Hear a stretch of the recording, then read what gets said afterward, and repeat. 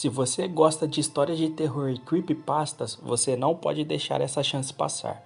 O livro Maldito conta com mais de 70 histórias de terror e creepypastas para você que gosta do gênero. Clicando no link da descrição, você compra o livro com um super desconto. Lembrando que a compra é feita pela Amazon, uma empresa segura e com garantias. Não perca essa chance, link na descrição. E se você quiser ver o canal crescer ainda mais, já vai deixando o seu like e se inscreva no canal. Isso nos deixa ainda mais motivados a postar mais vídeos todos os dias. Agora que vocês já se inscreveram, bora pro vídeo.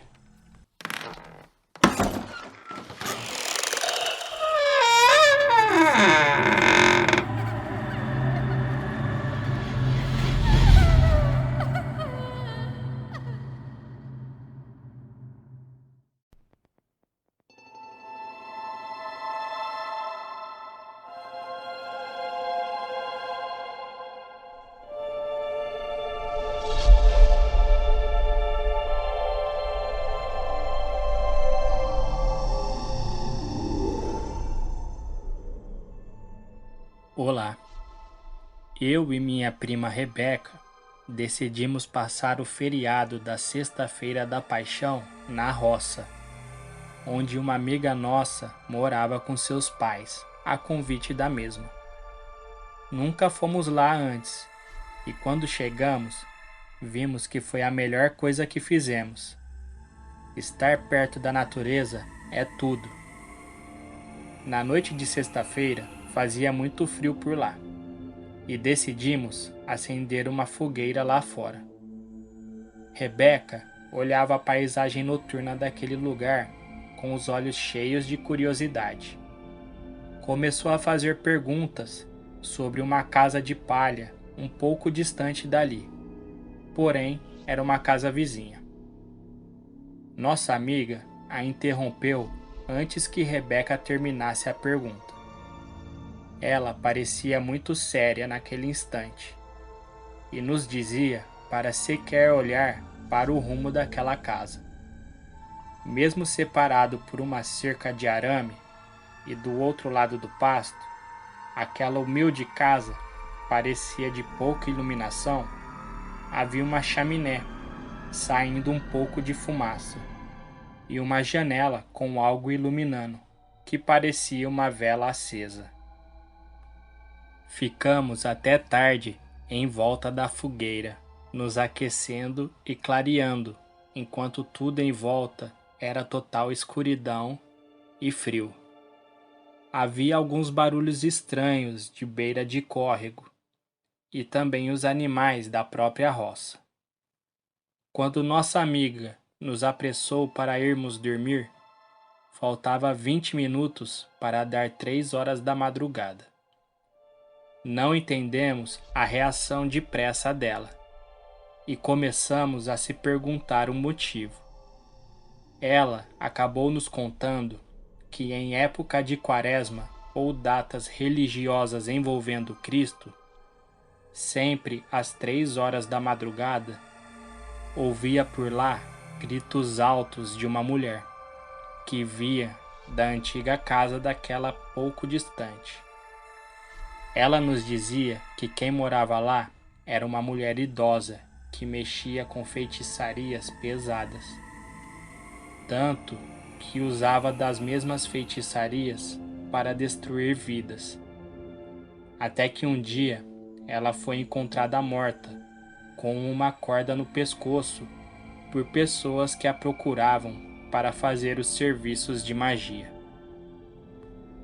Nos contaram que seu corpo foi encontrado em alto estado de decomposição, e ninguém sabe o motivo que ela se enforcou, e nem entende o porquê da chaminé ainda surgir fumaça, ou de aparecer velas acesas perto da janela, já que ninguém aparece por lá há anos. E sempre que der 3 horas da madrugada, é melhor tamparmos os ouvidos totalmente por 1 hora, até que o relógio marque 4 horas da madrugada. Quando mudamos para cá, não sabíamos dessa informação. A velha já havia se matado, porém já sabíamos dos gritos nessa época. Portanto, não se atrevam a ouvi-los, pois não sabemos o que se pode acontecer. Corremos às 3 para nossos quartos e ficamos de olho no relógio. Quando o ponteiro enfim marcou 3 horas, todas tampamos os ouvidos. A Rebeca pôs seus fones no ouvido e começou a escutar música pelo seu celular, enquanto minha amiga e eu tampamos com algodão. E assim ficou aquele clima de muito medo e dúvidas. Quando o relógio marcou 3:30 da madrugada, Rebeca começou a dar batidas em seu celular, no qual escutava suas músicas. Algo estava dando errado, até que ela tirou os fones do ouvido e fez uma cara de que algo estava a incomodando muito. Ela começou a tampar os ouvidos rapidamente, mas tudo indicava que naquele momento ela escutou algo muito alto e irritante. Eu e minha amiga fomos ver o celular que ela jogou longe. O mesmo estava desligado. Parece que havia acabado a bateria. Quando viramos de volta, Rebeca estava sentada em cima do guarda-roupa, sem que pudesse dar tempo de ter usado algo para subir ali em cima. Ela estava muito estranha, com a cabeça baixa, parada e babando sangue que pingavam para todo lado. Principalmente escorriam pelo guarda-roupa.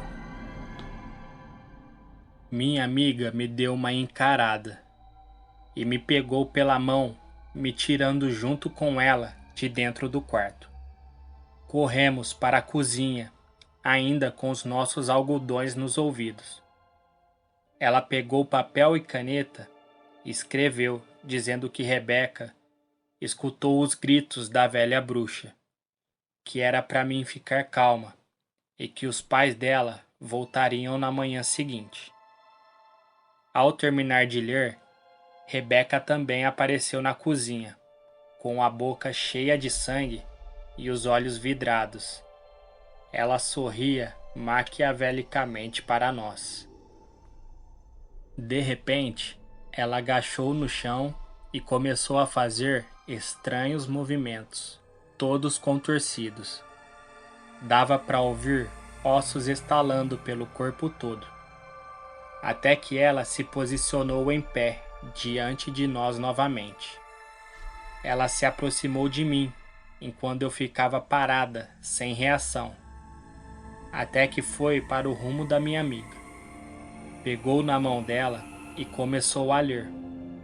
Com uma voz rouca e pouco feminina, Rebeca dizia que o futuro que lia nas mãos dela era cheio de dor e muito sangue. E começou a dar uma risada grossa, e após isso, fugindo pela janela da cozinha. Eu e minha amiga corremos para fora, e Rebeca caminhava lentamente entre os celeiros, galinheiros e recria de porcos, até chegar ao pasto, indo em direção à casa do outro lado. Por onde Rebeca passava, os animais ficavam muito agitados. Alguns começaram a morder suas próprias pernas até morrerem.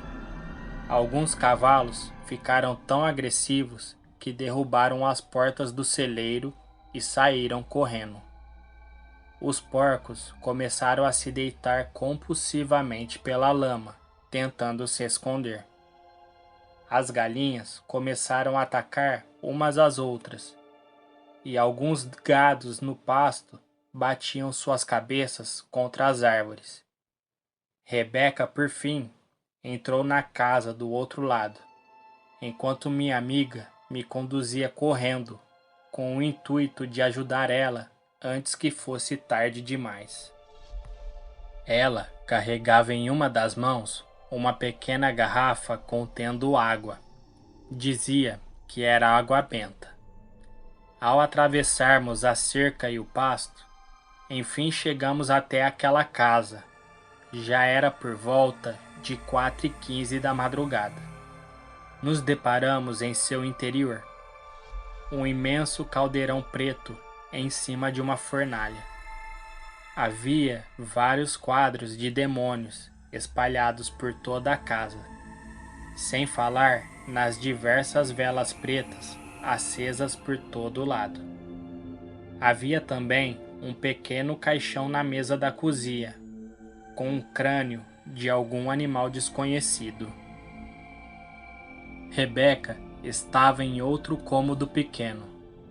Era o quarto da velha bruxa que morava lá antigamente. Ela estava parada, em pé, olhando para a parede de palha seca, enquanto nossa amiga abriu a garrafa e jogou todo o conteúdo de água benta em cima dela. Logo Rebeca caiu em cima da cama da bruxa. Ela ficou desacordada, mas quando aproximamos dela bem devagar, ela abriu os olhos de uma vez só. Parecia estar em seu estado normal. Os olhos de Rebeca não estavam mais tão vidrados. Ela sentia uma dor de cabeça, porém a sua voz e o seu comportamento haviam voltado ao normal. Decidimos sair daquela casa o quanto antes.